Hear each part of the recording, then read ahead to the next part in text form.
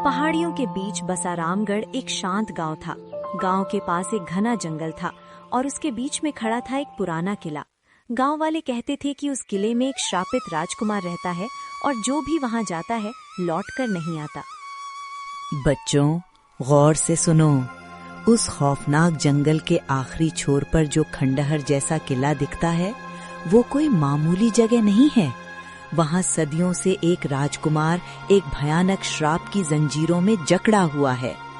वो न तो कभी मर सकता है और न ही कभी इस कैद से बाहर निकल सकता है। लोग कहते हैं कि वो आज भी आधी रात को अपनी मुक्ति के लिए तड़पता है, लेकिन आज तक जो भी उस किले की दहलीज तक पहुंचा, वो कभी जिंदा वापस नहीं लौट पाया। कि दादी जी, क्या राजकुमार सच में बुरा है? और अगर वो मुसीबत में है तो गांव का कोई बहादुर इंसान उसकी मदद करने क्यों नहीं गया? क्या सब इतने डरे हुए हैं? बेटा, वो डर साधारण नहीं है। उस किले तक पहुंचने का रास्ता मौत के बराबर है। उसे केवल वही आजाद कर सकता है जिसके पास शेर जैसा कलेजा और बिजली जैसी तेज बुद्धि हो। वो रास्ता पहेलियों के ऐसे जाल से गुजरता है जहां एक छोटी सी गलती भी इंसान को पत्थर बना सकती है। तभी आर्यन के पिता श्याम वहां आते हैं और गुस्सा करते हैं। बस कीजिए माताजी, आप रोज इन बच्चों को वही पुरानी और डरावनी कहानियां सुनाकर इनके मन में डर बैठा रही हैं। आर्यन, ये सब पुरानी बातें हैं, इनमें कोई सच्चाई नहीं है। उठो और चुपचाप घर चलो, रात बहुत हो चुकी है। पिताजी, पर अगर दादी जी की बात सच हुई तो क्या वो राजकुमार हमेशा के लिए उस अंधेरे में अकेला रह जाएगा? मैंने कहा ना, घर चलो। ये बेकार की बातें तुम्हारे काम की नहीं है। श्याम आर्यन को ले जाता है, लेकिन आर्यन के मन में दादी जी की बातें घर कर जाती हैं। रात को जब सब सो जाते हैं, आर्यन चुपके से बिस्तर से उठता है, अपनी मशाल उठाता है और उस वर्जित जंगल की ओर निकल पड़ता है। दादी जी कहती थीं कि साहस ही सबसे बड़ा हथियार है। अगर वो राजकुमार सच में बेकसूर है तो मुझे उसे बचाना ही होगा। मैं पीछे नहीं मुड़ सकता, चाहे आगे कितनी भी बड़ी मुसीबत क्यों ना हो। जंगल में उसे एक चमकती हुई नीली पक्षी दिखती है। वो उसका पीछा करते हुए किले के सामने पहुंच जाता है। किला बहुत पुराना और डरावना था।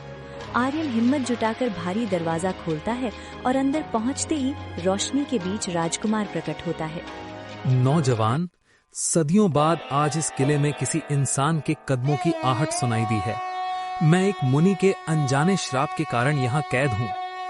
अगर तुम काले अमृत कुएं का जल लाकर मुझे पिला दो तो मैं इस अंधेरे से आजाद हो जाऊंगा। पर याद रखना, वो कुआं जादुई पहेलियों की सुरक्षा में है। राजकुमार, मैं आपकी पीड़ा समझ सकता हूँ। मैं वचन देता हूँ कि अपनी जान पर खेल कर भी मैं वो अमृत जल लेकर आऊंगा। मुझे रास्ता बताइए। पश्चिम दिशा में तुम्हें 3 जादुई पेड़ मिलेंगे। वे तुम्हारी परीक्षा लेंगे। अगर तुम अपनी बुद्धि से उन्हें संतुष्ट कर पाए, तभी वो रास्ता खुलेगा। संभल कर जाना बालक। आर्यन संकल्प लेकर जंगल की गहराई में जाता है। वो अभी अपनी थकान और निराशा से लड़ ही रहा था कि तभी अचानक उसकी आंखों के सामने एक अलौकिक नीली और सुनहरी रोशनी चमकी। वहां 3 बहुत ही ऊंचे और अद्भुत पेड़ खड़े थे, जिनकी शाखाएं चांदी जैसी और पत्तियां हीरों की तरह जगमगा रही थीं। ये तो सच में अकल्पनीय दृश्य है। ये मायावी पेड़ बाकी सभी साधारण पेड़ों से बिल्कुल भिन्न है।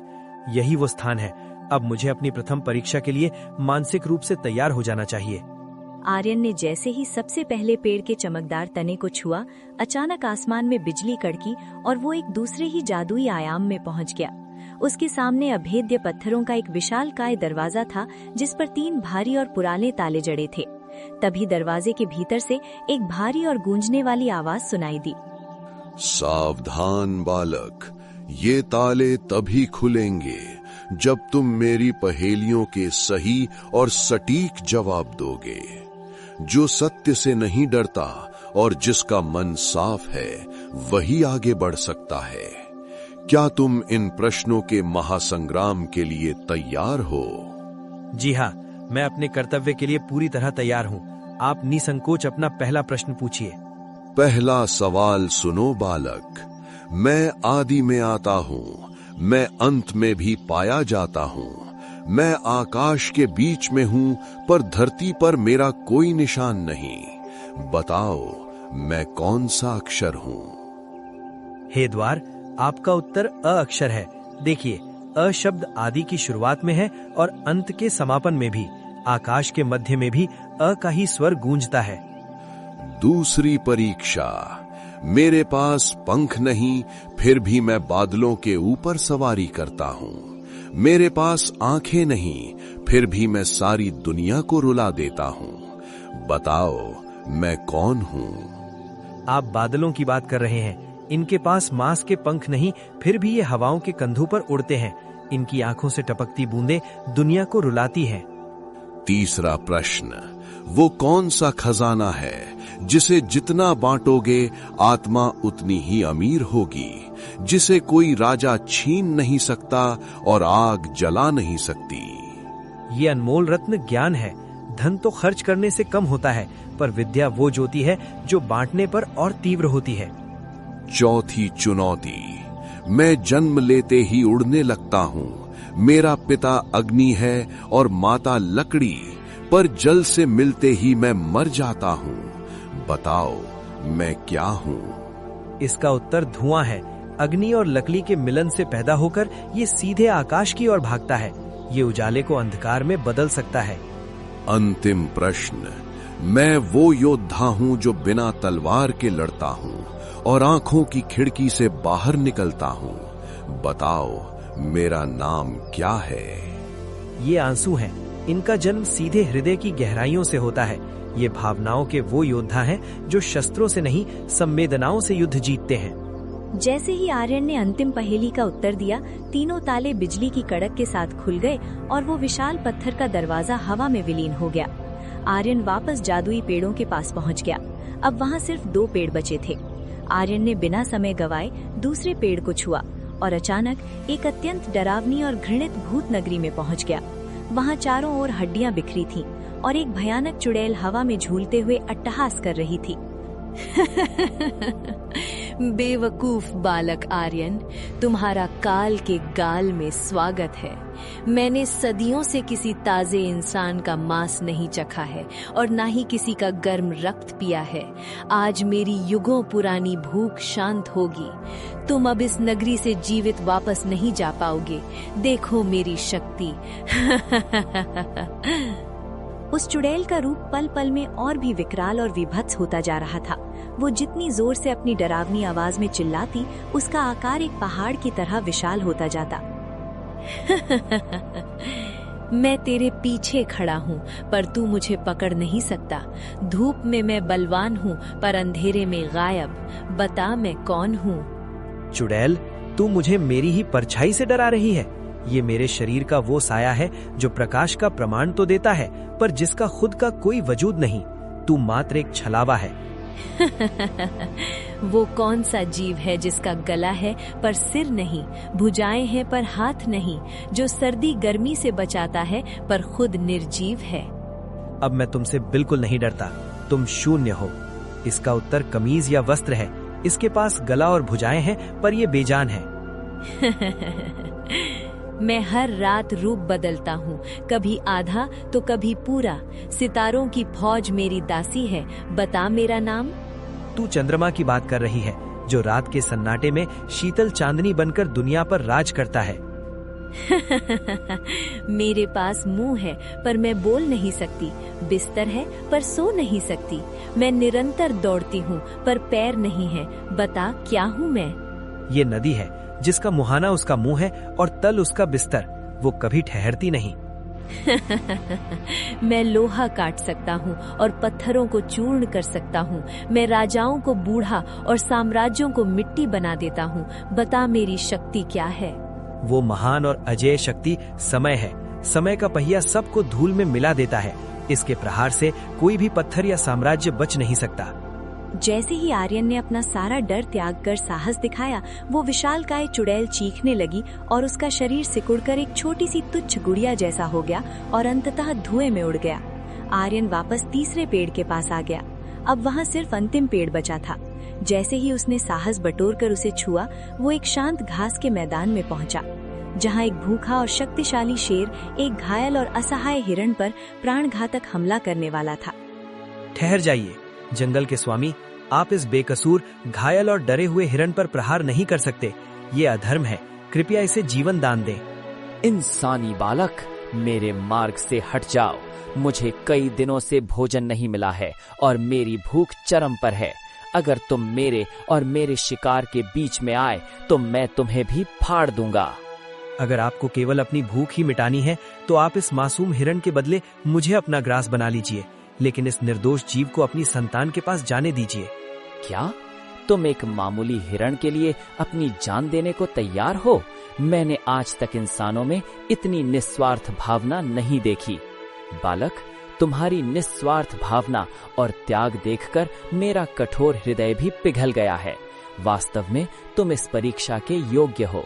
ठीक है, मैं इसे छोड़ दूंगा, लेकिन तुम्हें मेरा एक अंतिम कार्य करना होगा। पास की एक अंधेरी गुफा में एक अत्यंत दुष्ट चुड़ैल ने मेरी पत्नी और मेरे नन्हे बच्चों को एक जादुई पिंजरे में कैद कर रखा है। क्या तुम अपनी चतुराई से उन्हें आजाद कर सकोगे? आर्यन बिना एक पल गवाए उस अंधेरी गुफा की ओर दौड़ पड़ा। गुफा के भीतर सड़ी हुई गंध थी और वहाँ वही दुष्ट चुड़ैल अपनी काली शक्तियों के साथ पहरा दे रही थी।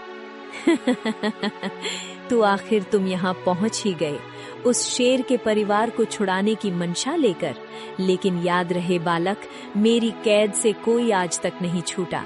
तुम्हें मेरी पहेलियों का जवाब देना होगा, तभी मैं इस पिंजरे की चाबी तुम्हें दूंगी। मुझे आपकी शर्तें स्वीकार हैं। आप अपनी पहेलियां पूछिए, मैं सत्य के मार्ग पर हूँ। वो क्या है जिसे कोई तराजू तौल नहीं सकता, जो रुई से हल्का है पर जिसे दुनिया का बलवान इंसान भी रोक नहीं सकता? इसका उत्तर सांस है। ये जीवन का वो अदृश्य धागा है जिसे मुट्ठी में कैद करना असंभव है। वो वृक्ष कौन सा है जिसकी 12 शाखाएं हैं, हर शाखा पर 30 पत्ते हैं और हर पत्ते के 2 रंग सफेद और काला हैं? वो वृक्ष वर्ष है, उसकी 12 शाखाएं महीने हैं, 30 पत्ते दिन हैं और सफेद काला रंग दिन और रात का प्रतीक है। मैं तब आता हूँ जब आंखें बंद होती हैं। मैं तुझे राजा भी बना सकता हूँ और भिखारी भी। बता मैं कौन हूँ? वो जादुई दुनिया सपना है। निद्रा के आगोश में मन कहीं भी उड़ सकता है, लेकिन हकीकत का सूरज उगते ही ये उड़ जाता है। मैं निर्जीव हूँ पर बढ़ सकता हूँ। मुझे फेफड़े नहीं पर हवा चाहिए। मुझे खाना दोगे तो जीऊंगा, पानी दोगे तो मर जाऊंगा। बता क्या हूँ मैं? ये आग है जिसे जीवित रहने के लिए ईंधन और हवा चाहिए, पर जल की शीतलता इसका अंत कर देती है। वो कौन सा स्थान है जहाँ कल हमेशा आज से पहले आता है, जहाँ पहाड़ कागज के और समुद्र स्याही के होते हैं? वो स्थान शब्दकोश है। जहाँ कल हमेशा आज से पहले आता है, वहाँ शब्दों का सागर है, जहाँ कागज ही धरती है। जैसे ही आर्यन ने 15वीं पहेली का तर्कपूर्ण जवाब दिया, उस दुष्ट चुड़ैल की चीख से पहाड़ धड़क गए। उसका घमंड टूट गया और वो काली तितलियों में बदलकर गायब हो गई। शेर का परिवार जादुई पिंजरे से आजाद हो गया। अगले ही पल एक तेज रोशनी हुई और आर्यन वापस उसी स्थान पर खड़ा था जहां अब कोई पेड़ नहीं था, बल्कि वहां एक दिव्य काला अमृत कुआं था जिसका पानी चांदी की तरह चमक रहा था।